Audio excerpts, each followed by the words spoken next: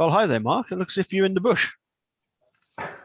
Yes, it is. I've been so busy with work, I haven't managed to cut the grass lately. So I've just there's me and the grasshoppers down here. So hopefully on the weekend I'll have a chance to get the mower out. Yeah. So, and any other Australian wildlife? Got any kangaroos and koalas and giraffes? the Australian giraffes, yeah. The Australian giraffes, yeah. That's it. Yeah. Oh, you got to tell. We've told that story, but it is very funny.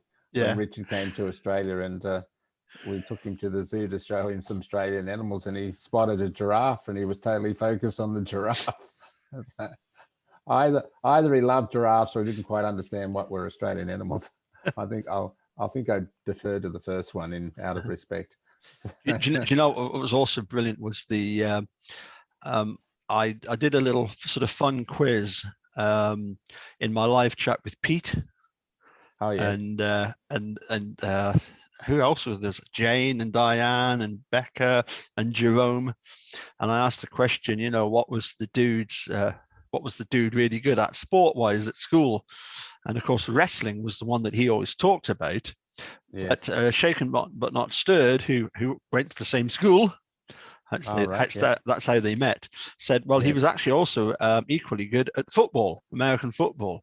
But I would suggest that the sport that he really liked, and we watched that at the Palisade cottages till the early hours of one morning, was the Australian football. Australian football played by the ladies. Oh yeah, that was quite spectacular. I mean, they were just as rough as the men. Oh yeah. In fact, in some places rougher. I know they really get into it when they're they do. Involved in any of those, Australian rules football or rugby games or whatever. Yep. Yeah. Yep. It's funny you should talk about quizzes and things. I had a moment after being so fortunate to interview Jerry Buting the other weekend, thinking I should have come up with 5 quotable quotes and asked him who said these things, right? Asked him, did he say it or Dean Strang say it or Ken Kratz say it? He had to pick 1, 2, or 3, right? So that'd be kind of fun. I know. Maybe I might get, if I ever get a chance to interview him again, I might do that. Some of the most famous quotes that came out of that court case. Be interested in understanding how familiar he was with who said them. Yeah. Well, I had the pleasure of having a chat on Saturday with Mark Atkinson. Oh yes, I didn't see all of it. I did see some of it. Yes. Very, very, very interesting. Very, very, very good musician. Well into jazz. If you like your classic rock bands, then you're onto a winner there. So I'm not surprised that the quality of the production of Stacey's songs. But when you think about Stacey's songs, the first one I remember was "Don't Get Strange." Yes. And even Stacey thought that was a certain gentleman, whose birthday it is today, when in actual fact it was Chuck. And when you actually follow it on the on Making a Murderer, Dolores hands the phone to Chuck and not to the person that everybody thought had said "Don't Get Strange" and whose birthday it is today. Would you like to introduce him? Yes. Well, the gentleman you're referring to is none other than Mr. Alan Avery, the patriarch of the Avery family. His birthday is today, the 3rd of May. And that photo I took. Yep. That's up at Cribbets. Yep. There's an interesting little story that I've told once before about Alan and that jacket, which is for people who may not have heard it before, it's worth hearing. It says a lot about the man Alan Avery. I was in Wisconsin in I think that might have been the June 2019 rally. Mm-hmm. And often was the case when I would come over, I'd buy some Australiana type stuff at the airport and bring it with me. And I bought that Australian jacket. And as a result of that, and after the rally was over, I went up to visit Alan up in Crivets, because he goes up there most weekends and for a bit of R&R, and he enjoys the life up there. And I gave the jacket to Alan. I said, Alan, I'd like you to have this jacket. And he was pretty chuffed by the fact that I gave it to him, fitted him pretty well. Yep. And as you can see in that photo.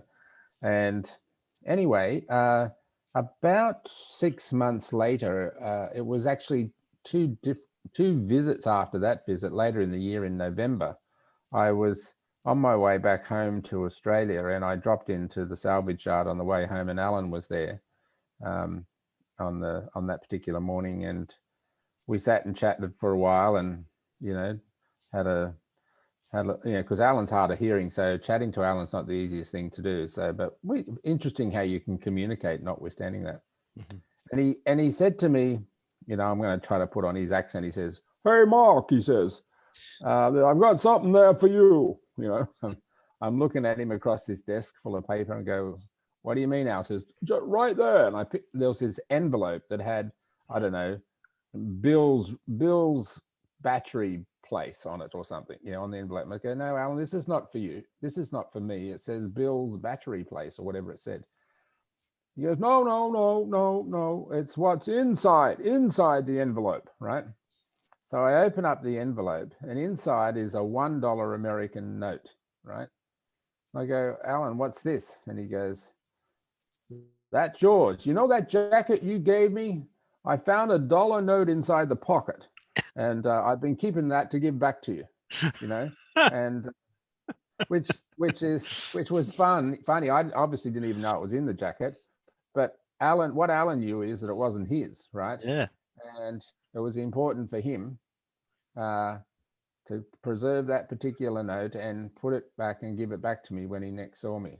Wow. And that really struck me a lot. And I've actually, maybe another time I'll show you, but I brought that note home and kept it as kind of a keepsake of Alan. And that came to mind because today, being his birthday, and that photo of him wearing that Australian jacket reminded me of that story, and tells you a lot about the truly remarkable man that is Alan.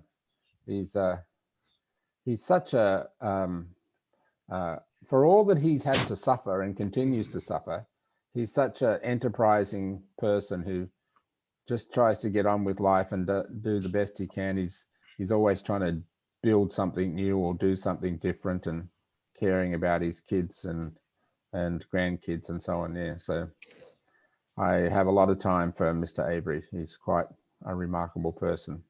Absolutely. Yeah, he's certainly got all his marbles. He remembers that's almost like a thing that they say about a Scotsman. They often say, people say, if I was to drop 20 pence, it would hit me on the back of the neck, sort of thing. So Alan, Alan's just an everyday guy, right? Yeah. I mean, full of imperfections like we all have. He started the salvage yard in 1965, I think it was. That was the year I was born. Yeah. Yeah. As the story goes, Alan and Dolores would both go out in the trucks to recover the cars, and she would tow and drag and push and whatever was necessary. She was right there with him. Yep. And then so he's built this quite a successful business until the horrible things that started with Stephen in 1985, and raised 4 children there and all the subsequent grandchildren. So yeah, it's I have a lot of time for Alan, and I feel when I'm visiting him, which I feel extremely grateful that I can. I've often done, by the way, with Sandra Greenman as well.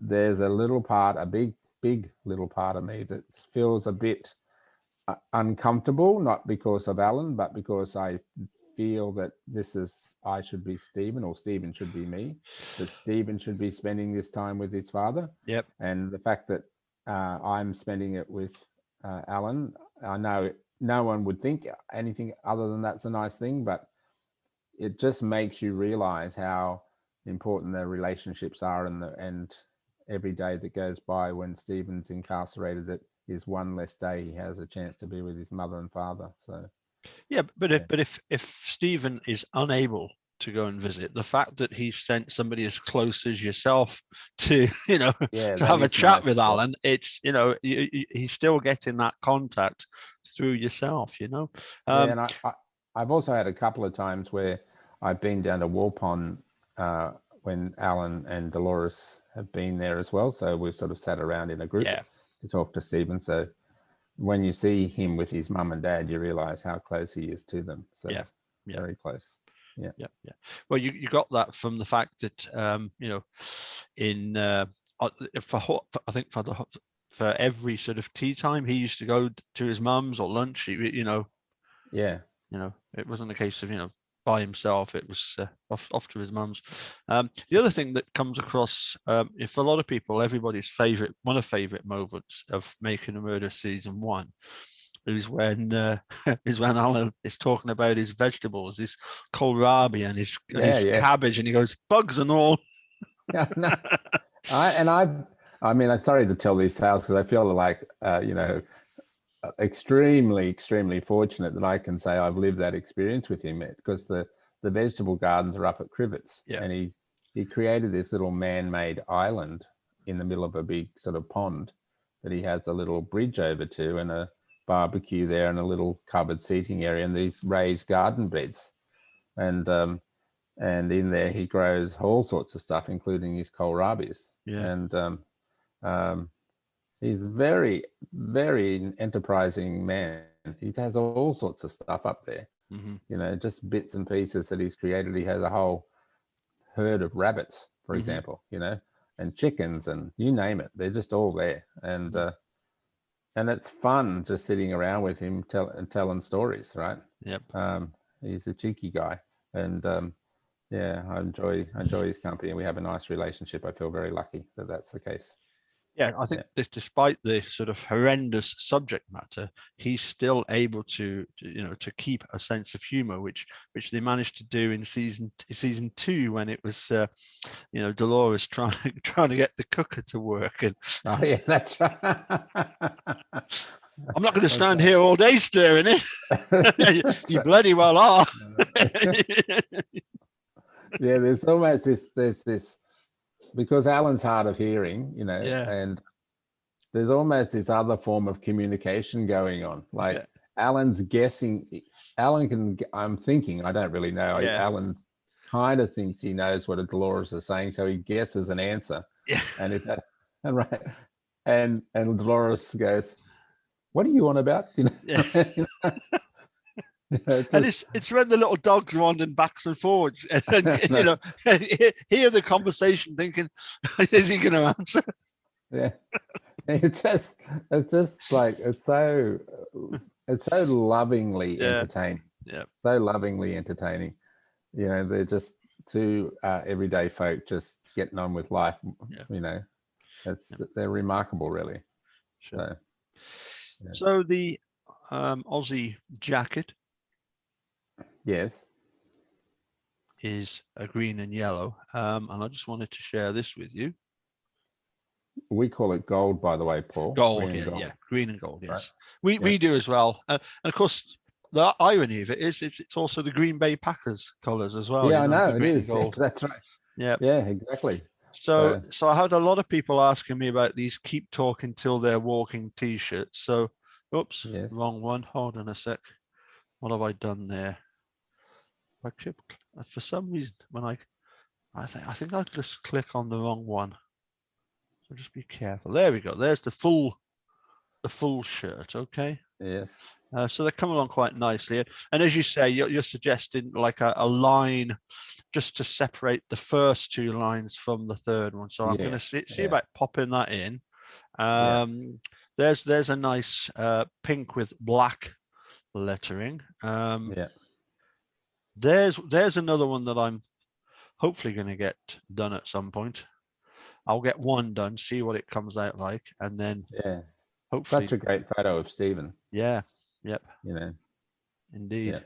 That was the actual. I added the Truth Train is coming. It was Cherie that sent me Aunt Cherie that sent me that picture.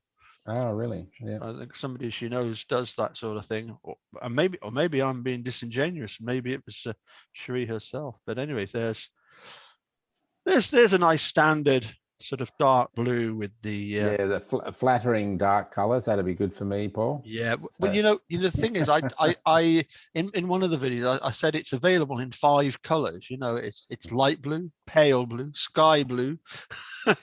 you know, you don't have green blue, the teal type, do you? nah, I'm afraid not. Mystic teal. But no, just to confuse everybody. So here is the color chart.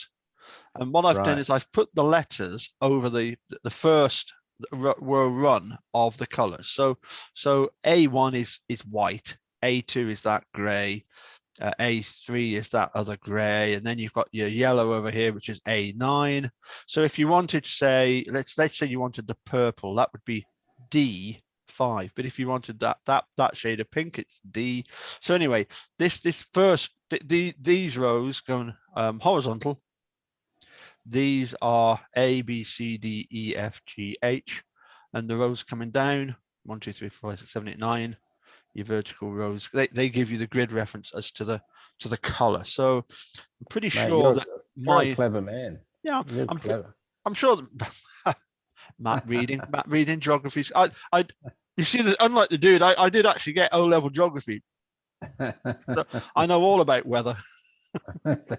So yeah, the ones that we've got at the moment are the E7 here, the light blue, the pale blue, but you can get them all different colors. And also, this is also the color chart for the actual lettering. So you can have, the color of the t-shirt, and you can also choose like, I mean, normally it would be white or black is the best. But for example, that green one, that looked pretty good on a sorry, the yellow with the green looked pretty good. And just one that I did do was that one, which was pretty good, which was the keep talking till they're walking. As I say, you've got there, I've got the color, the purple, the size of the print, the fill is the writing, okay? And these are $9.99 each. So by the time they're posted to me and then they're posted off to the people, it's I think it's $2.50 and $2.50. So it's around about that sort of price. So £15 in the UK. For America, it'll be I think about $25 because it's a bit more in postage and exchange rate. But yeah, that's the ones that I've got done. Well done. And as I say, that's your color chart for the both for the t-shirt, and then you can choose a color to go with it. And I've chosen the sort of that particular style of handwriting because I thought it looked pretty good. But there's I like also that's clear. Yeah, but then there's also this sort of bold one, which other people might prefer. Well, plenty of options there, that's for sure. Yep. So all I need is people to confirm what size, what color and print they want. And, so, Paul, are you taking orders now? Yes. And how should people order them? Just send you what, a message or? Yeah, a message via messenger or email. And probably it'll be easy. The easiest way of doing it will be to pay through PayPal. I think that's the way we would normally do it. So then I can get them off to whoever wants it. I've not spoken to you since all of these filings back and forth, have I? Certainly not the most recent one, which was Kathleen Zellner. Well, the state saying, oh, you're not allowed to do that. You're not allowed to respond again, and it's like, really, I've done it 3 times already, and you've not objected. And in any case, you're wrong. It's just really silly. I mean, I just find that sort of behavior. Justice should be about the discovery, or the pursuit of justice should be about the discovery of the truth. Kathleen Zellner is not a reckless lawyer. She's a very professional and thorough. If she's got relevant things, it's normal. It's the normal justice process to have the person putting the motion forward to be responded to. That's the state responding, and then you get a chance to respond to the state. So, but you must stick to only the matters raised in the response. So that's normal. So they're kind of questioning what's normal, right? I mean, that's just normal by saying, oh, you didn't actually ask the appeal court for approval. Well, you don't, seriously, you don't have to. That's just what is expected by precedent. Yeah. So I find these little technical things they want to spend time on just embarrassing. They should be spending time on facilitating the discovery of the truth. And if they were genuine about it, they would say, okay, we can see that there's significant weight in at least the purported evidence. Let's have an evidentiary hearing and flesh it out. That would be the professional thing. Even if they still think Stephen Avery is guilty, they should want that to happen. Put Zellner's case to bed if they think it's without merit. But the way you do that is not by saying it. You have an evidentiary hearing to thresh that out. So yeah. I've been at least one a day of the dudes videos, just showing it and watching. And of course, the one, I think it was yesterday, or it might have been Saturday, it was talking about the 2-hour epic, a true story of a false confession.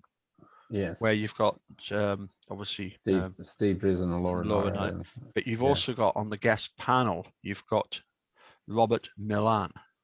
Yes. And he says two very interesting things. He said, that as a prosecutor, they work non-stop and at full speed to get people locked up. They should have that same energy towards when they can see that there's questionable convictions. They should have that same speed, that desire to get to the truth. But most importantly, he said that the adversarial system should stop then, and it shouldn't be the same adversarial system that you had going to court, because you're really trying to find out if the person was given a fair trial, if the jury did get it right, aren't you? Yeah, I 100% agree with that. Yep. 100%. I mean, I can't compare the work I do to something like a criminal trial where the consequences are people going to prison. But I know in my work that, not that I, fingers crossed I don't make mistakes too often, certainly no big mistakes, but if I identify something I've done wrong or perhaps should have done better, I'm like 200% about fixing the problem and getting it right for the client or whoever the circumstances or whoever the people were affected by it. It's just intrinsic to the process that you want everything to be right. In criminal justice, it should be that you want the truth. If you have prosecution identifying, oh, gee whiz, maybe we've been a bit myopic here and we haven't done something right, you would respect them entirely if their efforts go towards discovering the truth. The problem, of course, we have in Stephen's case is this is not a question of incompetence or inexperience. This is a question of willful conduct. So it's another level of prosecutorial behavior that rather than in the normal case, they might say, oh, gee, we want to fix the problem we made. To fix the problem they made, they would have to effectively confess to knowingly creating the problem in the first place. That's why we have such a resistance in this matter. I can say that, and the fact that Ken Kratz, Mark Wiegert, Tom Fassbender were given awards, they'd have to hand those awards back, wouldn't they? And that is so embarrassing to them. I mean, in principle, I don't agree with giving professional people awards anyway. They're being paid by the taxpayer to do a job. Mm-hmm. Why? I mean, you can say, "Oh, job well done," but giving them awards, it's just there's something intrinsically wrong with it. Would you give a juror an award for finding someone guilty? No, you think, oh, that's a bit weird. Why would you do that? Would you give a judge an award for being a good judge? No, that's what you expect them to do. Mm. I just think that's wrong. So, if they get embarrassed by having to quote on, I don't even think of those awards as meaning anything. They might have made them feel good at the time personally, but it doesn't mean anything at all to me. So, well, I mean, let's face it, they're pretty dilapidated and rusty by now, aren't they? Those awards, they are completely tarnished. absolutely, and incapable of being repolished. Yes. So anyway, that's the sort of people you're dealing with there, who are just interested in their self-aggrandizement.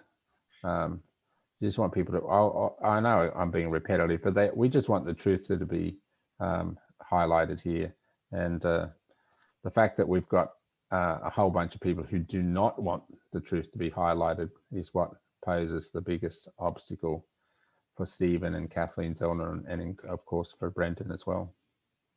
Yep.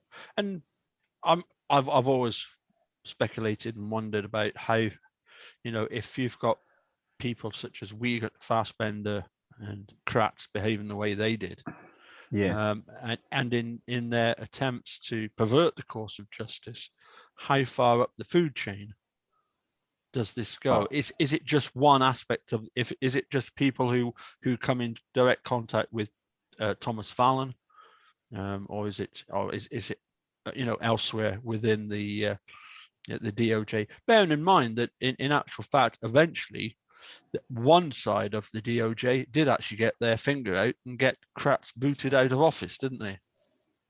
Yes, well, I think they were probably I think, with due respect to Mr. Kratz, I think he had the view that they were motivated because Kratz was looking to run for some political position, wasn't he? And so that was a good way of getting rid of one of your competitors. Yeah, but it would have been horrendous had he become. He was trying to go for the Senate. Is that right? I do know, but I've forgotten. But with the benefit of hindsight, knowing what happened with Mr. Kratz and etc., can you imagine that, having that someone of his moral fiber in the Senate? We talking about the Senate of the US or Senate of Wisconsin? Not sure, but certainly his plans were sort of political, weren't they? Yeah. But which is interesting because I've noticed I've got my normal Twitter profile, and then because I got blocked by Ken Kratz, I created another Twitter profile that nobody else knows, but I've sort of followed the normal people, and I do find it's quite interesting because I get I get tweets which are quite political from some of the other attorneys, like Steve Drizzen's and Jerry Buting's, particularly leading up to the elections. And you think, well, if Jerry wants to go into a political career at some point, I think that would be quite good. As I've always said, America would do far worse than have Kathleen Zellner as the president. She'd soon. But some people are actually designed for political roles. I mean, hopefully they've got that characteristic that's better at compromise and better at kind of dealing with multiple views, where other people are better off being on the sideline, where they're not curtailed by the political process. Kathleen Zellner is one of those people, in my view. She's just such a bulldog. Mm-hmm. She needs the freedom to exercise her way of doing things. She would probably be tethered somewhat if she was in a political structure. I would suggest, but so it's just a question of finding your right balance, Sure. Yeah. I mean, certainly as a lawyer, that was I had a chat yesterday with Dr. Ed Johnston. Oh yes, and he was saying that she's the best, the best attorney out there.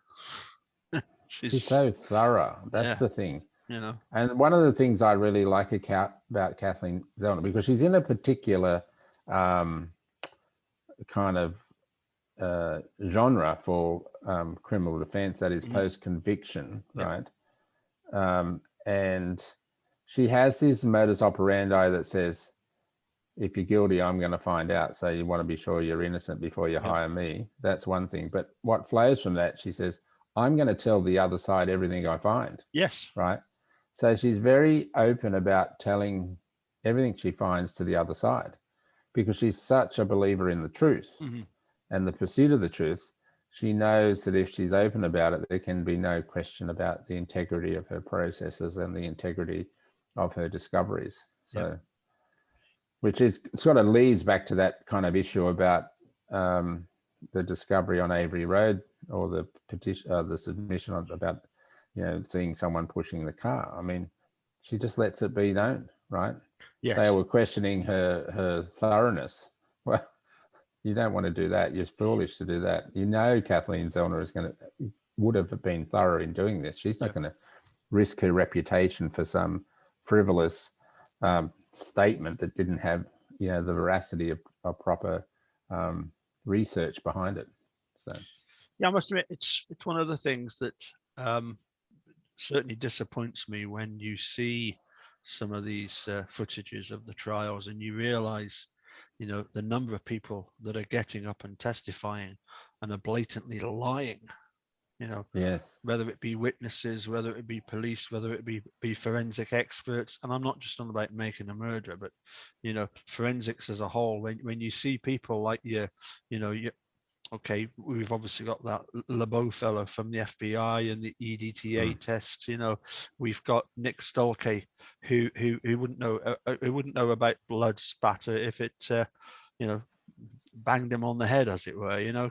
And experts, so-called experts, that reckon that a full body could have been burnt up in that bonfire behind Steve's garage in 2.5 hours. Yeah, I mean, that's just stupid stuff. And as I say, you've got people like these bite mark analysis people, and you've got same with hair. Yeah. So-called hair experts, and yeah. It's frightening, really. I mean, it's frightening that it's a bit like the Emperor's New Clothes, little thing where everyone, just because someone says something, they accept it to be true. Yep. That's why the work of the Centre for the Integrity of Forensic Science is so fascinating and interesting. Yeah.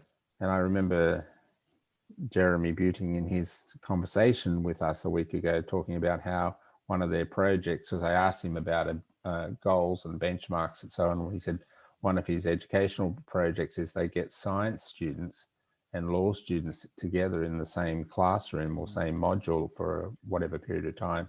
So they both have a mutual understanding of what their field of expertise is. And I think that's just a wonderful thing, because you want science to work for you, because science is amazing. But you undermine its integrity when you allow these charlatans to be so-called experts. Yep. Yep. And I mean, the other thing that I've read recently was that huge book by Richard Leo, Police Interrogation and American Justice.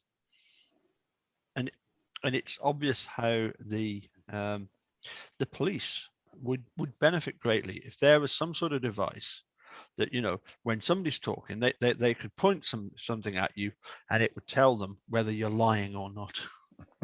And for me, I despair sometimes, because I it's almost like a chicken and egg. Do people get up and lie on the witness stand because that they know the police are just as bad? Where does it come from? Because in this case, it really was ridiculous. Bobby talking about Teresa. He saw. He when he left, the car was there, but there was no sign of Teresa. BS. Don't get on the stand and blatantly lie when previously you've told your brother it couldn't have been Steve. I saw Teresa leave. How do we go from there to there? And you think, well, hold on a sec. He's as the dude would say, it's CYA, cover your ass. The police are getting up there and lying on the stand. Yes. So why should we expect normal members of the public to get up on? Do you know what I mean? it just Yeah. breeds this whole, whatever story we can get away with, whatever lies we can tell, we'll do the best that we can, and hope that Well, more often than not always totally, that the person who's lying the most has got the most at risk in the discovery of the truth. Yeah. Right. So when you know there are lies being told, and it's very important also to distinguish between a lie, which is the statement of something false that you know to be true, right? So it's a willful statement of something that you know is false, as distinct from someone who's just inaccurate. Yeah. Someone said, "Oh no, Mary was wearing a red shirt." Now, if Mary was wearing a blue shirt, is the witness lying? Well, no, they maybe if she knows that it was blue and is saying red, but that could just be what they remembered or think they remembered. Yeah. So it's important to distinguish between those two things. But when there's corroborating evidence to counter what you say, such as you mentioned about Bobby's observance of Teresa leaving the property, in other words, that Stephen couldn't have done it.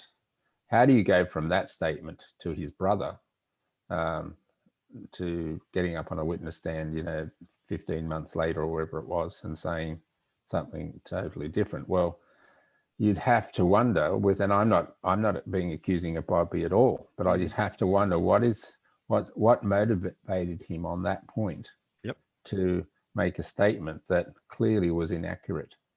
And there's many other examples of that. Does that make Bobby responsible for the death of Teresa Halbach? Absolutely not. And we all need to be very mindful not to be too accusatory of things like that, because the presumption of innocence goes for everyone, not just the people we want it to go for. And there's probably 5 or 6 or 7 players in this story that should have been, as a matter of proper process, more thoroughly investigated, but were knowingly and deliberately not investigated because the only person they wanted to have convicted was Stephen Avery. So, absolutely, absolutely. So that's what makes this story so different. And the other thing is that there are multiple layers in this story. They're not all they're all related in terms of the theme, but there are players going on at different levels. Whether it's law enforcement people doing things, whether it's private citizens doing things, whether it's past associates of Teresa doing things, they're all layering to create this matrix of misbehavior that you can't make this stuff up. That's how I look at it. Try to write this story as a piece of fiction and you'd get nowhere near it. So, well, it was like I was saying to somebody the other day, when you're explaining very, very briefly, if you're trying to be really succinct about it, and you explain about Making a Murder, it's a Netflix documentary about a guy gets wrongfully convicted, sentenced 32 years. After 18 years, they find out that he never did it, so he's sued for 36 million. And guess what? He gets charged with murder. And you put it briefly like that, and it sounds comical. Yes. And then as you go through the story, and you put a bit of meat on the bones, as it were, as to what actually happened. You just end up putting more and more and more and more meat on the bone, don't you? Until eventually, it's like, for goodness sake, and this is supposed to be justice. Well, it's just criminal behavior of a type worse than most, because it's being conducted by people who are charged with the responsibility to do exactly the opposite, that is to uphold justice. I mean, there's so many elements to this story that just are crazy, but let's just use one thing alone. How, say, the discovery of the key, right, in Stephen's trailer after so many searches, and suddenly appears, and not only does it have, allegedly, it's argued to be Teresa's backup key, right? Which begs the question, why would she have a backup key with her? Usually backup keys are kept, at home or some other location, right? doesn't have an iota of her DNA on it, and the only DNA it has on it is Stephen Avery's. I mean, that's just of a practical sense ridiculous, right? Mm-hmm. And as I think Kathleen Zellner says, and others says, well, if they're capable of doing that, right, they're capable of anything. Yep. So you only have to take a few little deeper steps into the deeper water of this story, and just keep finding more and more of these types of ridiculous things going on, and to realize that, wow, this is just such a setup. Obviously, they thought they could get away with it, not knowing what was going on with the filming of this, and ultimately a documentary that's really shone a light on it. But yep. I mean, and then sorry, Paul, you go ahead. No, oh, okay. I was only going to say that in Stacey's song "It Really Matters," which is our subtitle, he talks about not just about the key, but also the fact that it's got 20 times more DNA than anybody else could leave on a key. I know. And it's exactly. And it's they. And Stephen was happy to submit himself to is it Dr. Larry Farwell's brain fingerprinting tests, right, and pass with flying colours. It's just, I don't know. I really feel sorry for the people of Wisconsin that they've ended up with. Certainly then, perhaps still now, they've ended up with people like that who think they're above the law and can behave in a way like they've behaved towards Stephen and Brendan, and undoubtedly other people in Wisconsin. All that sort of stuff is just disgusting. And I'm hoping, my number one goal in this is to get Stephen and Brendan out. That's number one. And number two is to hopefully discover the corruption that went on in their convictions. Yep. And if that in the end reveals who was responsible for Teresa's death, well, would be fabulous as well, because Teresa deserves justice as well. But if they had a proper operating sheriff's department and the justice elements that sit around that, we wouldn't be here today. Stephen would have never been convicted of this crime. Brendan would have never been convicted of this crime. In fact, Stephen and Brendan would never even been prosecuted for this crime. No. Right? No. Let alone convicted. So, yeah. And Vogel and Kosurik would have had to have given their depositions, and the civil suit would have carried on. And if they ended up losing some of their wealth and their what have you, if they were punished for what they did back in '85, I'm sorry, just because you're the sheriff of Manitowoc, doesn't give, and you're the district attorney, doesn't give you the right to maliciously prosecute an innocent person. And you can rest assured Stephen Avery wouldn't have been the first person they did that to. Oh no. That's for sure. These aren't one-off behaviors. This is a pattern of behavior that just comes from, a sense of entitlement in these positions. So, I mean, I don't know if you remember when Sheriff Herman said that he was retiring, and Pete Bates for a while said that he would put his name forward, because he said, he didn't believe that the whole of Manitowoc County Sheriff's Department was corrupt. It only takes a few bad apples, and because of this sort of sense of allegiance, everybody's pointing in that direction. No, I agree with that. I think it would be a pretty big ship to turn around, but it wouldn't take much turning. No, it wouldn't. I agree. I think the great majority of people in the sheriff's department, the city police department, are great, honourable people trying to do the job that they were trained to do.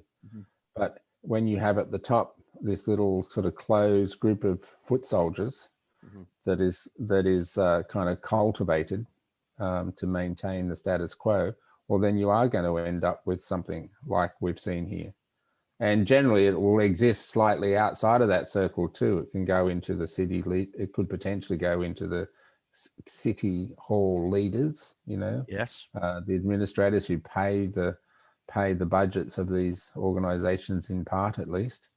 And then the judiciary is also capable of being perverted as well, especially at the local level. So, you know, I don't believe that it is difficult to turn around, and I think it could be a really refreshing thing for the department to know that they were able to turn it around. And so I'm hopeful that that's possible. But the groundswell for change has to come from people as well. They're going to want a better system than they presently have. Well, I'm always reminded of that conversation with Herman where he talks about the fact that he said, he sent me this article by Dan O'Donnell, this series, and it talks about, the Manitrock Sheriff's Department were framed more than Stephen Avery by this biased documentary, and it was a whole load of absolute nonsense by Daniel O'Donnell, all this cognitive dissonance where, everything got changed from actual fact. And Robert Herman said, I'll send you this, and he sent me it, and I said, oh, Robert, I've already come across this before. I said it's nonsense. I said Daniel Dolan, he's just a village idiot. And I said to him, have you shared this with many people? He said, yeah, I've shared it. I shared it with one lady who had actually signed the petition to Barack Obama to get him, the president, to look at this case. And he said, and she changed her mind. And I'm saying, well, that's great. That's great, Robert. One down, several million to go. Don't be discouraged, because at least we now know that Mrs. Herman is on your side. Very good. And I should point out that's Mrs. Herman Senior. All right. His mother. Yeah, that's right. Yes, because he told me about his mum. He told me that she also plays accordion. Right. Yeah, and she's obviously got something going for her there. Yeah. Got that. That's good. But yes, interesting about Robert was one of the other things I did find out about him was that he his girlfriend for a while, and the bearer of his son was a member of the sheriff's department. And when they split up, so she either got married to, or I think she got married to this other member of the Manitrock Sheriff's Department, who did not stay in his job very long. He was soon booted out. He was very, very quickly booted out. God. So, yeah, that'd be kind of an interesting, what do you call it? Water cooler discussion, right? Yes. Yeah, that's right. Yeah. So, yeah. I mean, having said that, I did just enjoy a bit of banter with Robert Herman, because I didn't know, and I just don't know, how much of this corruption he was involved in. He was the undersheriff at the time, wasn't he? It was Ken Peterson who was actually in charge in 2005. Yeah, but I'm not accusing any of them of anything, but Sure. You can quickly see there was this little closed group of probably 6 or 7 people that were the groomed leaders and deputy leaders to their little club at the top. Yeah. And a lot gets done by saying nothing. It's the silence, the silence and the wink and the nod, that's just part of that whole culture. I'm not a fan of the community electing sheriffs and electing DAs and electing judges and all that. I just think that creates an environment when there's undue influence, and I think those roles are better off determined in a from the state capital or somewhere else where there's a separation of environment between the local level and the decision maker. Yeah. Okay. Well, I think I better let you go, because it'll be about 11 o'clock, just after 11 o'clock. It is. Yep. 11 p.m. on Monday, the 3rd of May, Alan Avery Day. Yep. Alan's probably got a bunch of kohlrabies with candles in it as we speak. Absolutely. And a couple of the Milwaukee best to Yeah. wash it down with. And you're looking forward to tomorrow? Tomorrow, what's tomorrow, Paul? Especially, it's Star Wars Day. Oh, may the force be with you. Exactly. Yes, that's right. Gotcha. Yes, yes, that's right. You guys have got a public holiday today, haven't you? I think they're doing. Yeah, it's the. What is it called? Well, Bankers Day. I've no idea. Is that bankers with a B or a W? I'm not sure. I have no idea. It's I know it's the final of the snooker. World Snooker final, because everybody tunes into that, and there's been some absolutely epic World Snooker finals. But I'm not even sure who's in it. I've been that busy doing getting up at stupid o'clock to take him down there that's lying snoring.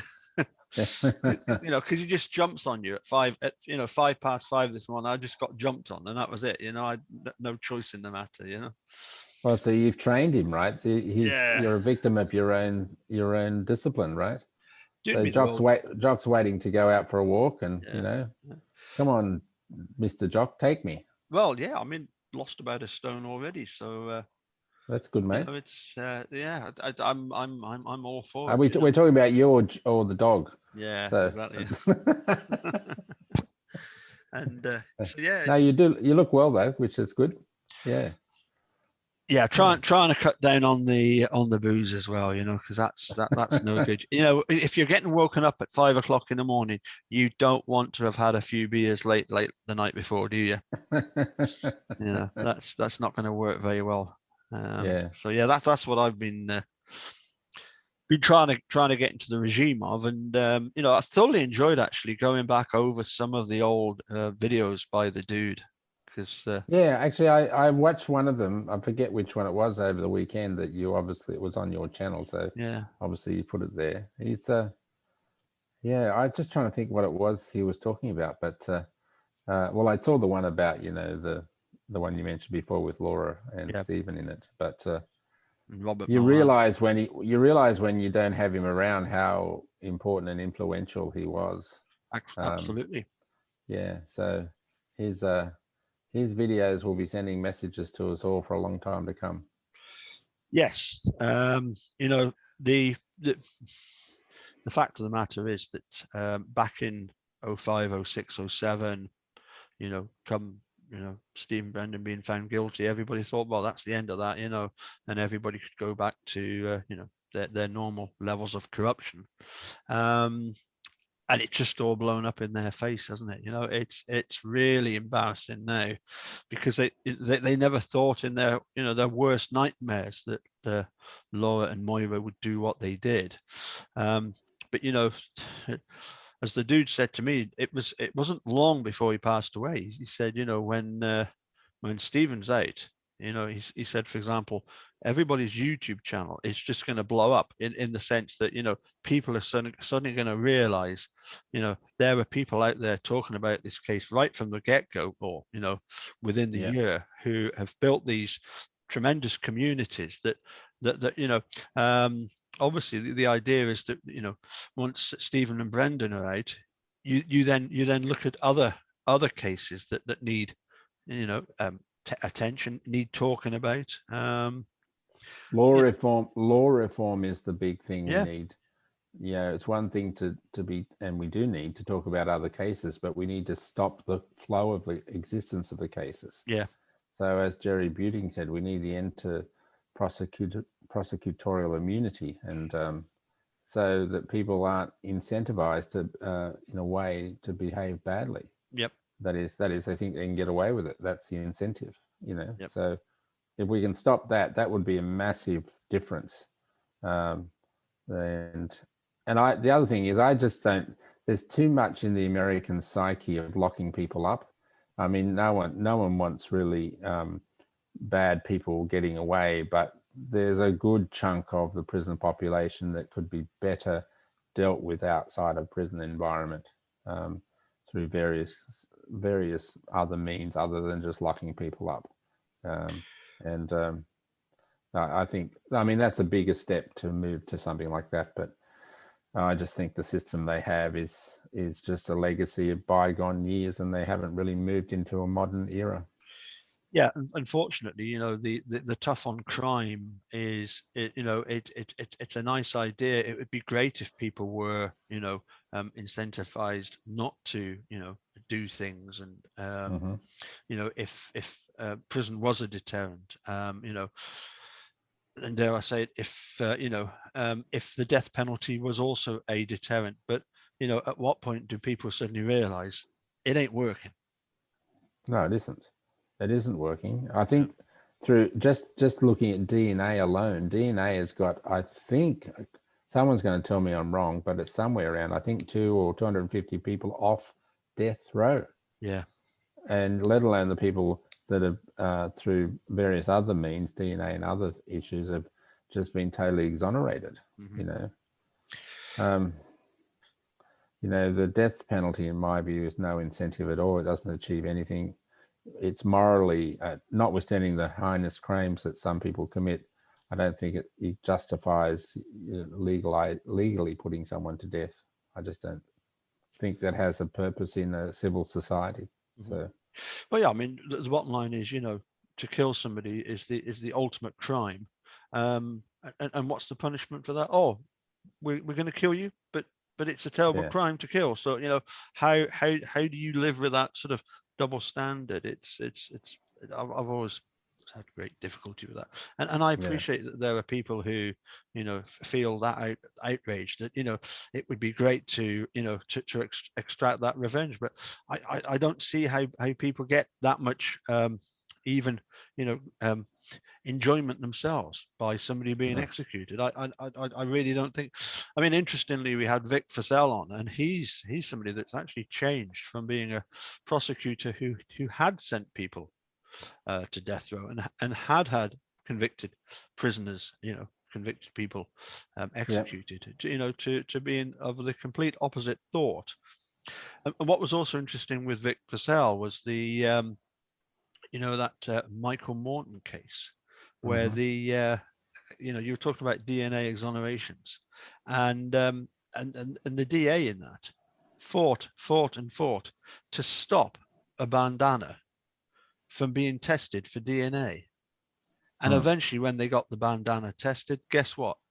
It wasn't Michael Morton. It was somebody that was known to have a violent history.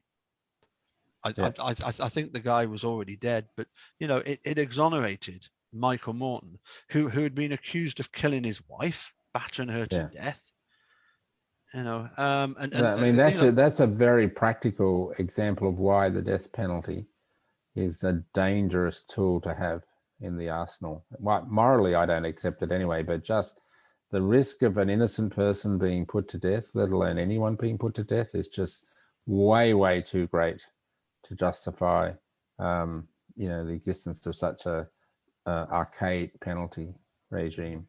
Yeah, but it brings us back to what, as I say, Robert Milan was saying about the adversarial system. It should stop once somebody's convicted. Stop the adversarial system.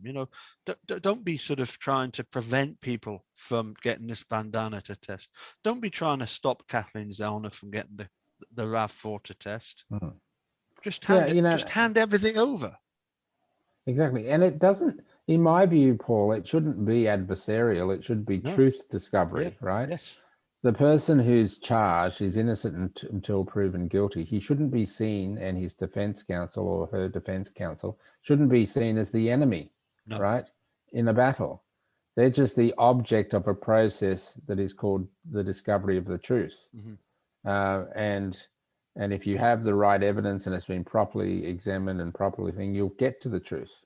But creating an adversarial environment creates kind of a sense of risk that you might lose, right? The prosecutors are going, especially the local DAs are going, oh, if I don't get this person, I might not get elected next time round when my tenure comes up. See, they're battling their own egos in this process, not the truth.